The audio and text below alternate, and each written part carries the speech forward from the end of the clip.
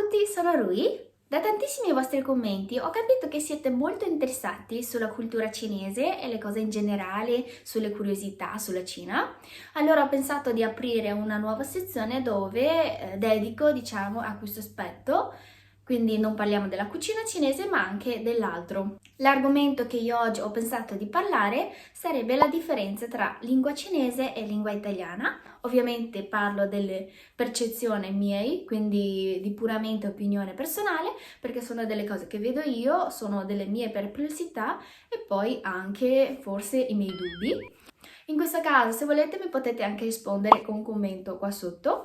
Innanzitutto vi devo ringraziare perché tantissime volte voi mi correggete le parole che sbaglio mentre parlo, no? È una cosa che apprezzo tantissimo e spero che continuate a fare perché con, diciamo, i vostri commenti tante volte io mi ricordo subito la parola che ho sbagliato.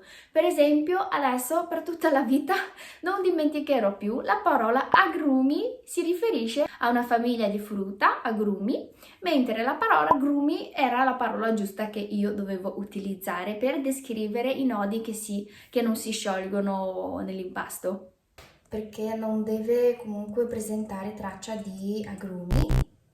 E poi c'era anche un altro errore che mi avevate fatto scoprire, che avevo detto praticamente nel riso c'erano dei glutine, perché ovviamente il riso rilascia tanto glutine. Qua vi devo un attimo anche spiegare perché siccome quando facevo questa ricetta facevo dei gnocchi cinesi che sono fatti da una tipologia di riso che in italiano viene tradotto riso glutinoso, allora lì ho dato per scontato che la cosa che rilascia il riso nell'acqua fosse glutine, invece si dice amido.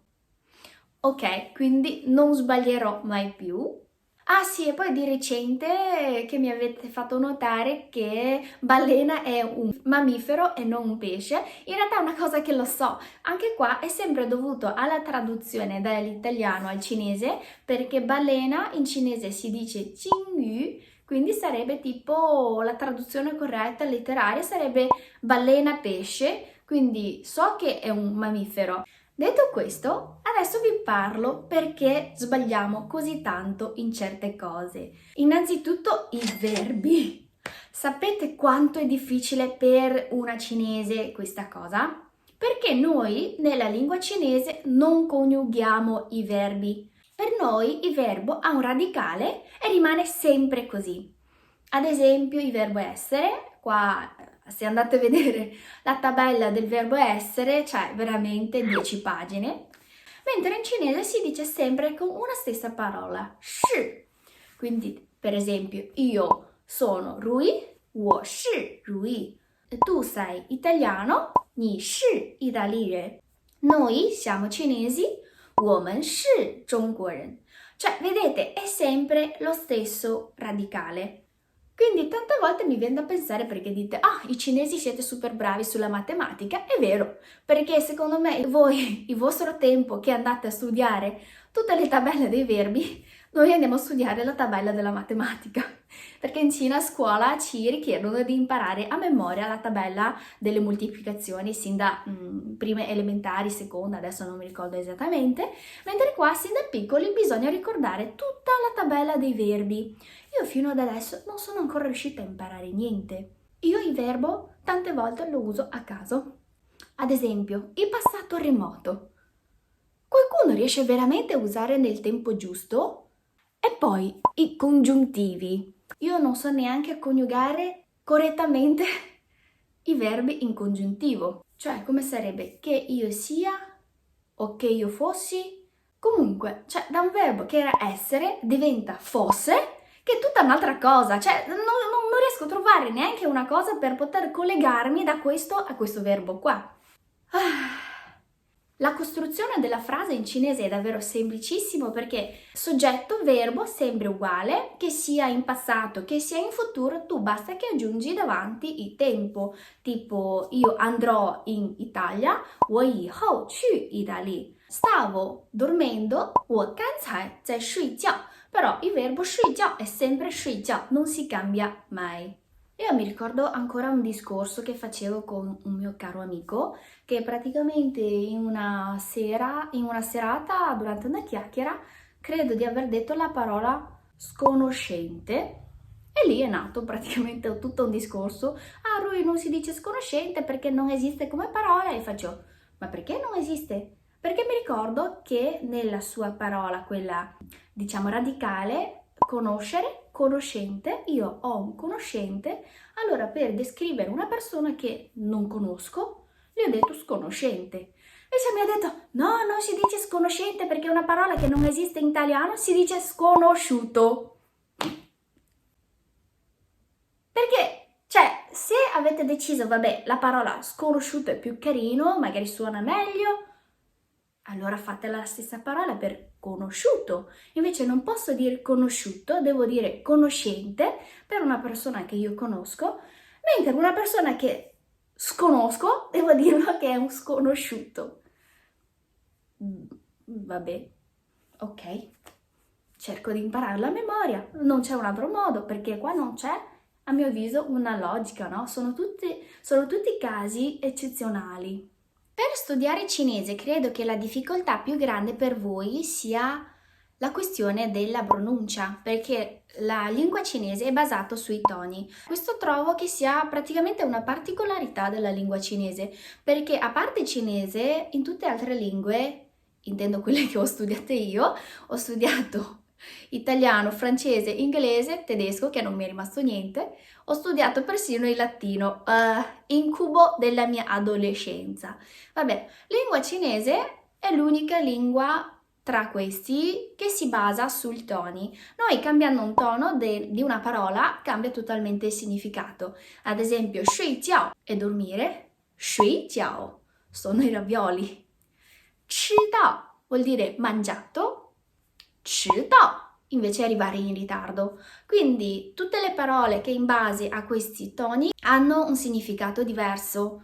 E per un occidentale che impara questo aspetto è estremamente difficile perché in italiano, cioè se dico mela, mela, mela, alla fine è sempre mela, questo non cambia. E poi mi ricordo che avevo ricevuto questo commento qua che mi dice: Rui, forse hai sbagliato a coniugare il carne stracotto, la carne stracotta.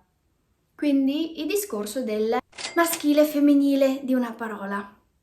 Io non so voi siete, diciamo, abituati a dare un genere a una parola. Per noi questa cosa non esiste. Cioè, sinceramente non capisco perché bisogna dare un genere a una parola. Se è una parola, perché non lo lasciate sempre neutro e basta? La mela, il frutto, la carne è femminile? Vabbè, cioè io non capisco il senso di avere il genere per sta parola. Anche se io uso una parola sempre neutro, non mi sembra che mi cambia il significato o la struttura della frase, no? Mentre aggiungendo maschile e femminile diventa estremamente difficile per noi che da una nostra lingua dove non esistono queste cose andare a imparare a memoria tutti i generi delle parole. E poi non basta dire, vabbè, quello che finisce con la A è femminile, quello che finisce con la O è maschile. No, ci sono un sacco di eccezioni. Io le eccezioni le uso, anzi, gli dedico il suo genere a caso. Credo che avete anche notato perché non me lo ricordo, cioè io parlo, non ci penso e vabbè, intanto per finire la frase gli do un genere io a caso. Sì, è una brutta abitudine, devo cambiare, devo imparare a memoria tantissime cose. Quindi se notate, fatemelo sapere, cerco di correggermi subitissimo. Ad esempio, il cioccolato, la cioccolata. Non so ancora quale delle due parole fosse la parola corretta. Un altro discorso difficilissimo, seguendo dal discorso di maschile e femminile, sono gli articoli. Cosa servono gli articoli? Cioè, veramente, cosa servono? Noi nella nostra lingua non abbiamo gli articoli. Mela è mela, non è la mela. Questo è la. Non so, è per dare forse, non so, cioè penso una sillaba davanti per farla avere questa musicità della vostra lingua. Che sì, italiano effettivamente è tutto basato su una musicità che è molto allegra, tutto quanto. Secondo me anche gli articoli hanno diciamo, dato tantissimo questo valore, no? articoli singolari, articoli plurali, in più la maschilità, femminilità, non ci capisco più niente. E infatti nel video delle bacchette c'è una ragazza che mi ha commentato che il ditto, giusto? Il ditto in plurale si dice le dita. Cos'è che non vi va della parola ditti? Perché non coniugate i verbi? Visto che avete già dato una regola, ma perché non seguite la regola? Dovete mettere così tante eccezioni. Io faccio tanto casino anche con la parola uovo. L'uovo, le uova. Però tante volte mi viene naturale da dire l'uova, le uove. Che secondo me anche questa parola non sembra male, no? L'uova, le uove. Mi sembra che sia anche molto facile da ricordare. Invece l'uovo, che è anche difficile da pronunciare, l'uovo, le uova. Perché?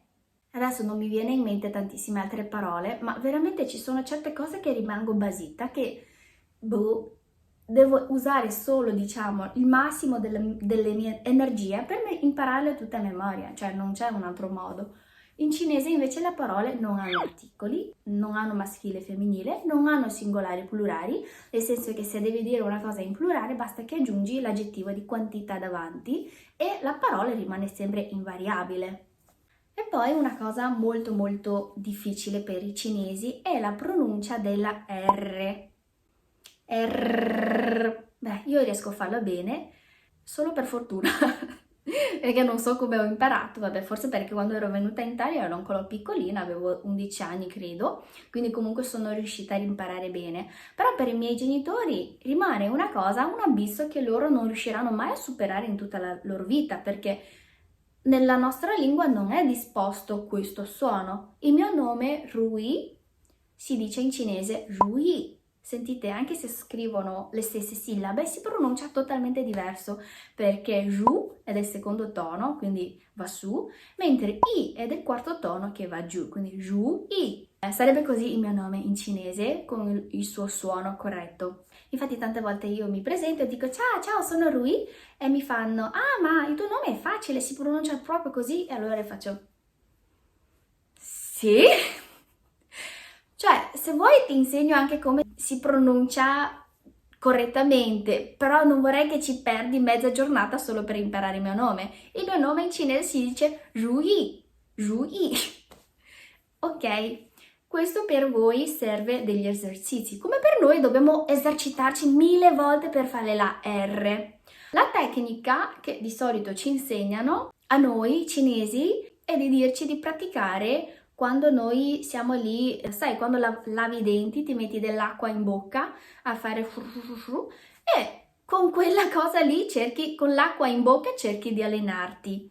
Io non so quanti cinesi sono riusciti a imparare dovuto a questa tecnica, però io con questa tecnica non credo che mi abbia funzionato perché non l'ho mai praticato. Credo che sia ancora dovuto perché sono venuta quando ero piccolina, quindi sono ancora predisposta a essere, diciamo, imparare velocemente una nuova lingua. Che dopo, quando sei cresciuta, diventa difficilissimo. Infatti mi è successo questa cosa in tedesco. Ho imparato 4 anni di tedesco, ragazzi. Già volevo rinunciarmi appena vedevo i casi. Oh, meno male che in italiano questa cosa è stata bocciata perché, cioè, in latino ci sono i casi delle parole, quindi una stessa parola, la rosa, deve dire rose, rose, rose, rosam, cioè, vabbè, meno male questo in italiano non esiste, però c'era ancora in tedesco, pure semplificato, ma c'era ancora. Ecco, questo è il motivo perché non sono riuscita a imparare il tedesco.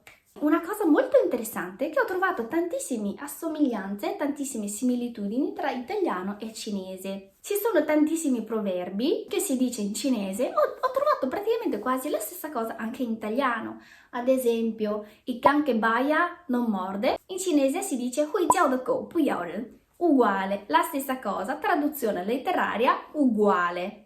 Allora almeno credo che i nostri antenati più o meno hanno lo stesso pensiero. Dare una carota, poi, dare una bastonata e poi una carota, non mi ricordo più come si dice questo proverbio. In cinese quasi si dice la stessa cosa, ma al posto della carota danno la giugiola.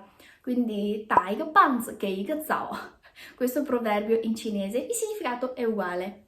Per oggi finisco qua ragazzi, spero di non offendere nessuno perché quello non è il mio intento era quello di farvi notare delle cose divertenti quando si impara una lingua nuova. Per noi che vediamo da un ottico straniero, tante cose per voi che sono normali, in realtà sono stranissime nei nostri occhi. Credo che anche voi quando andate a imparare cinese notate tante cose strane che io da un ottico cinese non riuscirei mai a notare.